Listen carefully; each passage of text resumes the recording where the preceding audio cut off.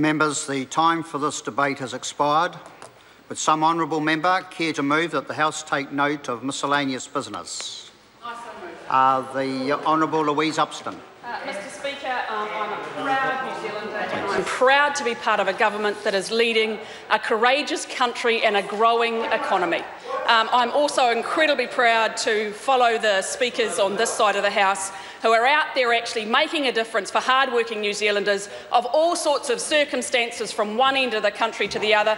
We have a Prime Minister who is willing to be courageous and to lead programs that might be different from the programs we've seen from previous governments, programs that are not delivering for New Zealand.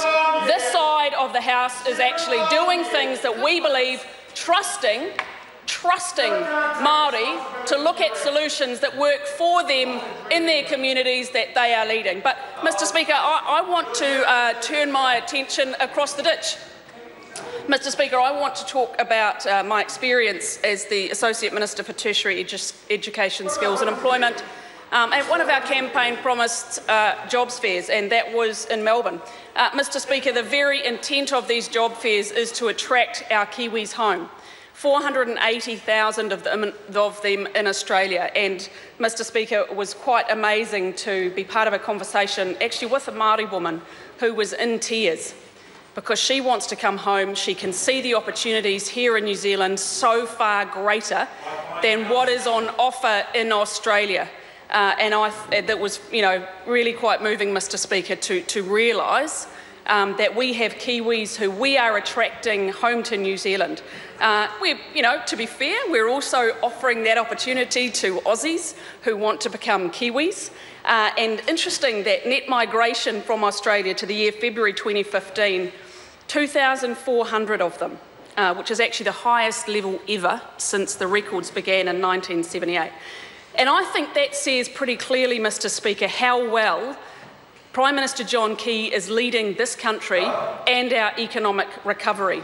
And that's what the sort of things they look at. So it was really interesting. It was about the day that the Australian Kiwi dollar was hitting parity, and it was amazing to get the sense of those Australians. We are no longer regarded, Mr Speaker, as the poor cousin.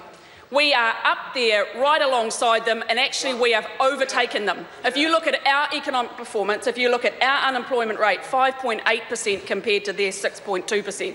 We are heading down, they are heading up. So no longer, Mr Speaker, is Australian the lucky country.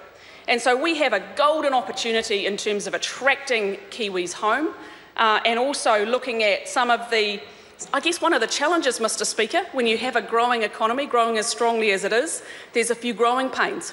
And one of those, Mr Speaker, is being able to fill jobs in clear industries that we need. So these jobs fairs were very directly focused on filling jobs in ICT, manufacturing, health, construction, trades, engineering and transport.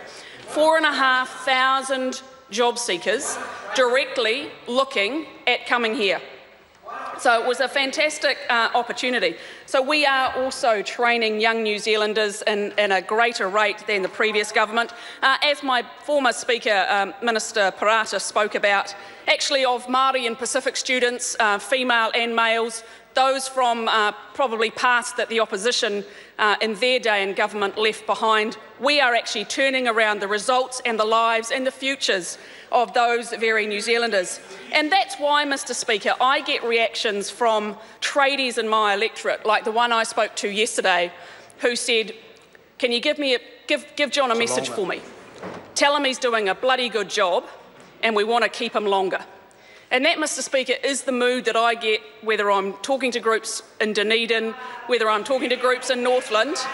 Middle, hard-working New Zealand from one end of the country to the other knows that John Key, our Prime Minister, is delivering for them, delivering in the areas that count. Mr Speaker, I want to talk specifically around women's participation in the workforce, because this is one of my priorities, is making sure that the skills and utilisation of women are fully realised. And this is a government, Mr Speaker, that is backing New Zealand women to succeed. So I'm really pleased to say that the results that came out today in the Household Labour Force survey show that there are 3,000 fewer less women unemployed in the March 2015 quarter. There are some very specific things that we are doing to engage more women in employment. Canterbury is a classic example. There's a shortage in the construction firm. The ministry has done a very practical, collaborative job with the sector to get more women into jobs. The question is that the